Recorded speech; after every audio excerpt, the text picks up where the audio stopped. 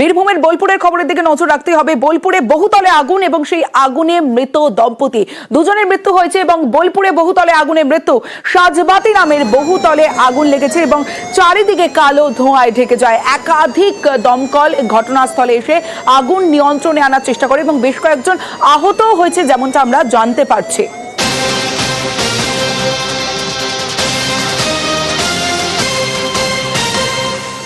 সাজবাতি নামের বহুতলে আগুন, বোলপুরের বহুতলে আগুন এবং আগুনে রীতিমতো আতঙ্কিত হয়ে পড়েন অনেক আবাসিক, ভিতরেই আটকে পড়েন। তাদের উদ্ধার করে দমকলের আধিকারিকরা।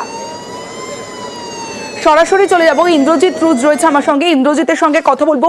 ইন্দ্রজিৎ, এই মুহূর্তে ঠিক কি পরিস্থিতি, আগুন কি নিয়ন্ত্রণে এসেছে এবং ঘটনায় দুজনের মৃত্যু হয়েছে যেমনটা লাস্ট আপডেট দিয়েছিলে, আহত কতজন, কিভাবে আগুন লেগেছে?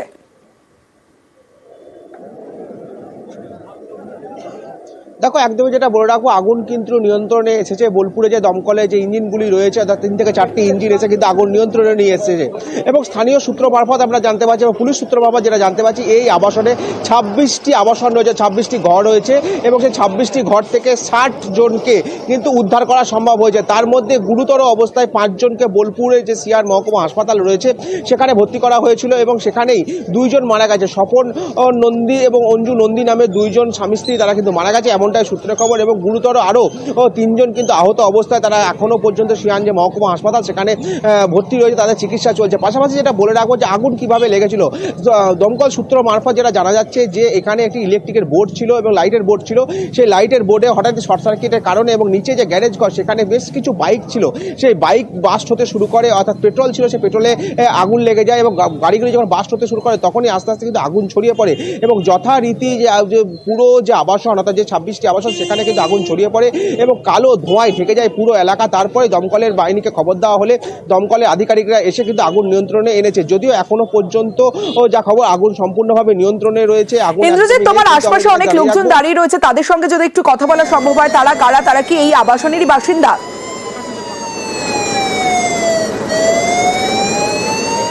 একদমই, আমি স্থানীয় যে সমস্ত বাসিন্দারা রয়েছে তাদের সঙ্গে একটু কথা বলে নেবো। এখানে কি করে এসেছেন, কি জন্য এসেছেন, এখানে কি কারণে এসেছেন? আমি জাস্ট এলাম একটু আর কি দেখতে। আমি গাড়ি নিয়ে যাচ্ছিলাম, নিয়ে তারপর যাওয়ার পথে দেখলাম ভিড় হয়ে। কি শুনলেন? সেরকম জানি না আমি কিছু, আমি লেটে। আপনি কি শুনলেন? শুনলাম নাকি 2 জনা বয়স্ক মানুষ মারা গেছেন গ্যাসে, আগুন লেগেছে, ধোঁয়া হয়েছে, তার গ্যাসে নাকি 2 জনা মারা গেছেন, এখনো পর্যন্ত শুনেছি। আপনি এখানে তো রয়েছে? হ্যাঁ, এই আগুনের খবর শুনেই দেখতে এলাম, আমার পেছনেই বাড়ি। আপনিও কি কারণে এসেছেন এখানে? আমি আগুন দেখতে এসেছি এখানে। কি দেখলেন এসে? এখানে আগুন ধোয়া বেরিয়েছিল একদম। কতজনকে বার করা গেছে বা কিছু দেখেছি? 10-12 জন সম্ভবত। 10-12 জন বার করা গেছে। এখানে আরেকজন রয়েছে, একটু কথা বলি, কি কারণে এখানে এসেছে? এখানে আগুন ধরেছে বলে তাই দেখতে এসেছিলাম।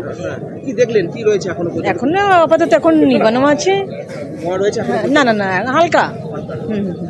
একদমই সাধারণ যে সমস্ত বাসিন্দারা তারা কিন্তু রয়েছেন, তারা কিন্তু অর্থাৎ বোঝা যাচ্ছে ইন্দ্রজিৎ, যারা আগুনের খবর পেয়েছেন, যারা আশপাশে থাকেন, তারা প্রত্যেকেই আতঙ্কিত এবং চলে এসেছেন এখানে এবং ভিড় জমিয়েছেন, সেই ছবি আমরা দেখতে পাচ্ছি।